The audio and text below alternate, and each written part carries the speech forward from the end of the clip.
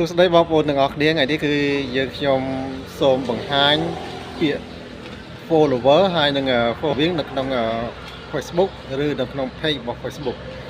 បាទនេះគឺជា Facebook របស់ខ្ញុំ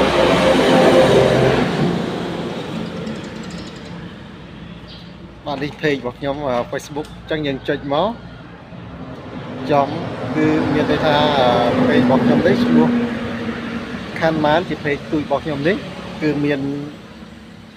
ន័យថា follower របស់ខ្ញុំហ្នឹងមានចំនួន739 follower ហើយនឹង following មានចំនួន